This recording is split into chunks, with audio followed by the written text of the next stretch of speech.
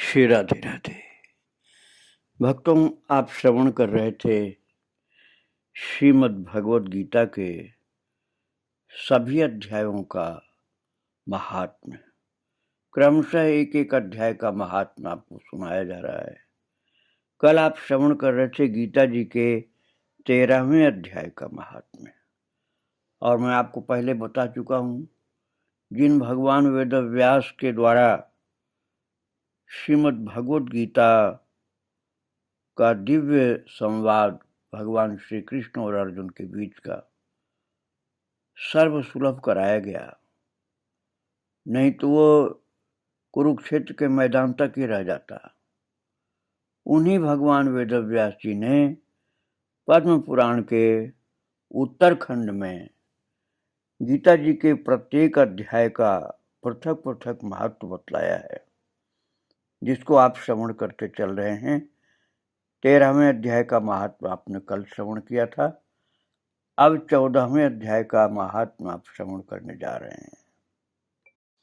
माता पार्वती की जिज्ञासा के अनुसार स्वयं परमात्मा भगवान श्री महादेव जी माता पार्वती से कहते हैं, पार्वती, अब मैं भाव बंधन से छुटकारा पाने के साधनभूत गीता जी के 14वें अध्याय का महात्म बतलाता हूं। तुम ध्यान देकर सुनो। सिंघल द्वीप में विक्रम बेताल नामक एक राजा थे, जो सिंह के समान पराक्रमी और कलाओं के भंडार थे।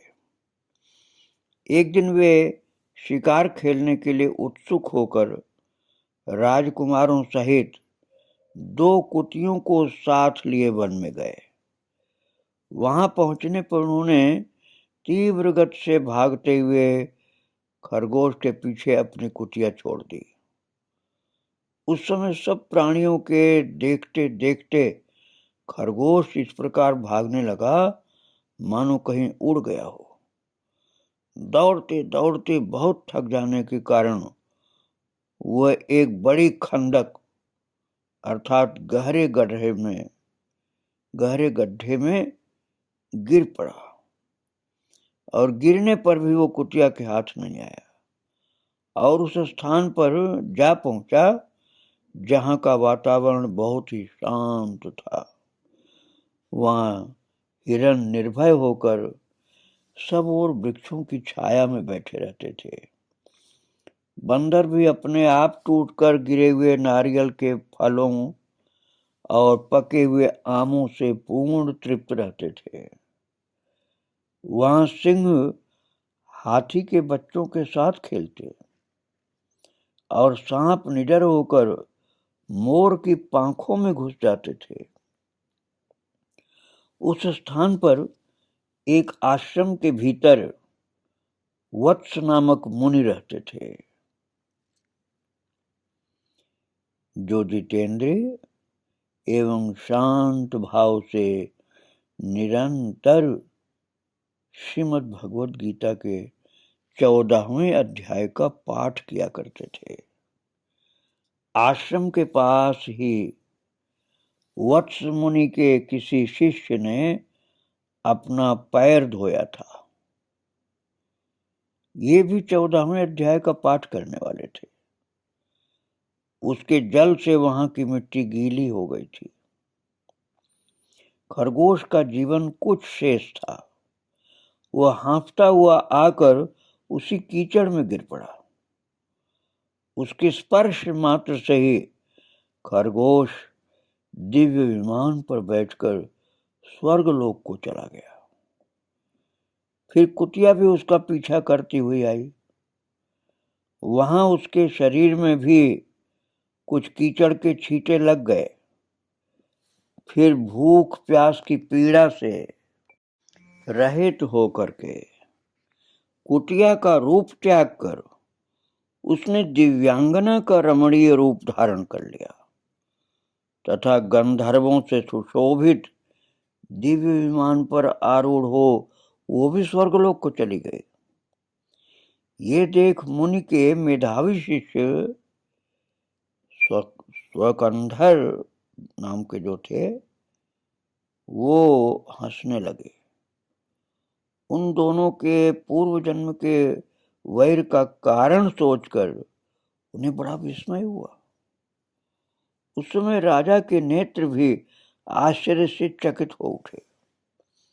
उन्होंने बड़ी भक्ति के साथ प्रणाम करके पूछा, विप्रवर, नीच योनि में पड़े हुए दोनों प्राणी, कुतिया और खरगोश, ज्ञानहीन होने पर भी जो स्वर्ग में चले गए, इसका क्या कारण है?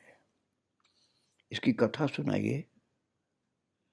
शिष्य ने कहा, भूपाल, इस वन में वत्स नामक ब्राह्मण रहते हैं, जो एक संत हैं, बड़े जितेंद्रीय महात्मा हैं। वे गीता जी के 14वें अध्याय का सदा जप किया करते हैं, अर्थात गीता जी के 14वें अध्याय का निरंतर पाठ करते रहते हैं। मैं उन्हीं का शिष्य हूं। मैंने भी ब्रह्म विद्या में विशेषज्ञता प्राप्त की है। गुरु जी की कृपा से उन्हीं की भांति मैं भी 14वें अध्याय का प्रतिदिन जप करता रहता हूं।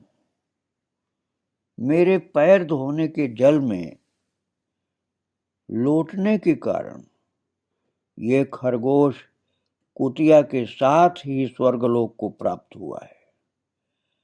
अब मैं अपने हंसने का कारण बताता हूं। महाराष्ट्र में प्रत्युदक नामक महान नगर है। वहां केशव नाम का एक ब्राह्मण रहता था, जो कपटी मनुष्यों में अग्रगण्य था। उसकी स्त्री का नाम विलोभना था। वो स्वच्छंद विहार करने वाली थी।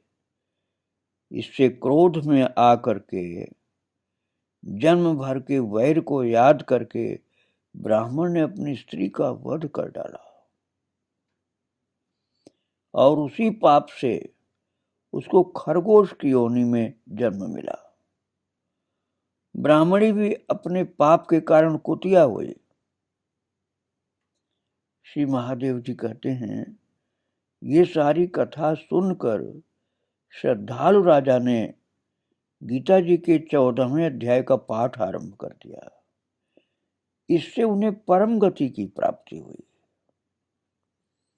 अर्थात कुतिया और खरगोश को तो उस समय परम गति नहीं हुई, स्वर्ग की प्राप्ति हुई थी।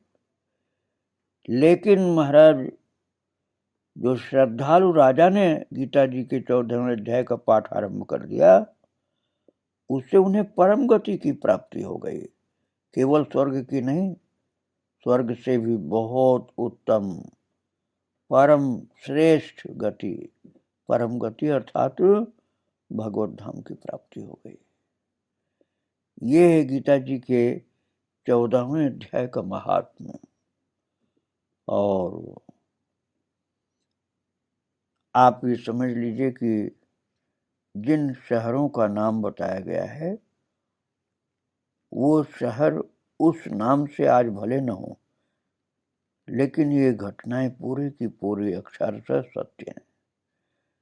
ग्राम का नाम, शहर का नाम कुछ कुछ समय के बाद बदल जाते हैं, कुछ 100 साल के बाद या 1000 साल के बाद या बीच में और जल्दी बदलते रहते हैं। आज भी आप देखते हैं शहरों का नाम थोड़े थोड़े समय के बाद बदलता रहता है। ऐसे ही इतनी बार वे नाम बदल चुके हैं कि शायद इतिहासकार लोग इस नामों में कम जगह आपको दिखला पाए। तो जैसे गूगल में आप सर्च करेंगे तो कोई कोई नाम तो मिल जाएगा, कोई कोई नाम नहीं मिलेगा, क्योंकि वो कब बदल गया ये बताने वाले नहीं मिलते। 100, 200, 400 साल पहले भी बदले होंगे तो नहीं बताने वाले मिलेंगे। हजारों साल पहले बदले होंगे नाम, तब तो बताना मुश्किल ही है।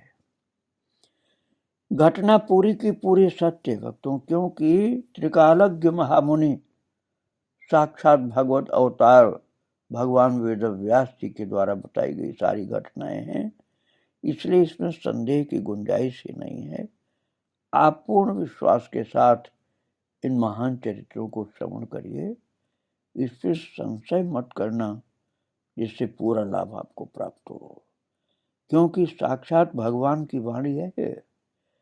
और सुनाया है भोले बाबा ने, शिवजी महाराज ने सुनाया, पार्वती माता को सुनाया, अपनी पत्नी को सुनाया, और शिव जी के द्वारा सुनाए गए इस संवाद को स्वयं भगवान वेद व्यास ने सुनाया।